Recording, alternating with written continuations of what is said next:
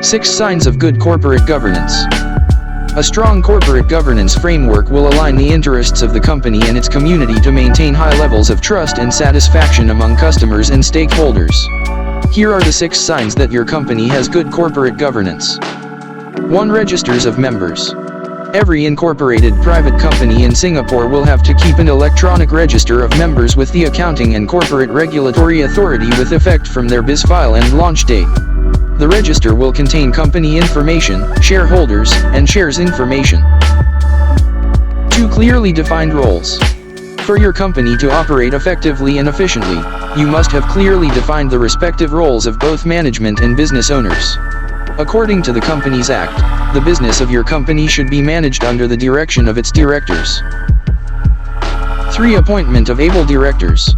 While the law does not ask for any substantial qualifications for a person to be a director, other than the requirement for such a person to be of legal age and capacity, the law does disqualify some persons from being directors. For instance, undischarged bankrupts and directors who have gone into liquidation and were insolvent are disqualified from directorship, likely because they are unable to manage their finances well. 4. Conflicts of interest.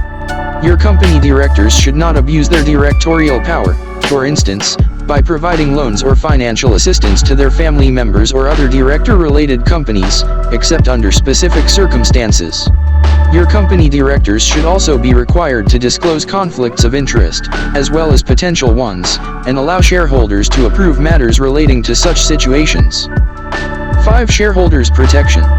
If a company's board or controlling shareholders appear to be abusing its controlling power, aggrieved shareholders should be allowed to seek redress through the courts where they can show that the actions of the board or majority shareholders have been discriminatory or unfairly prejudicial, or that the company has been run in an oppressive manner with no regard for their interests.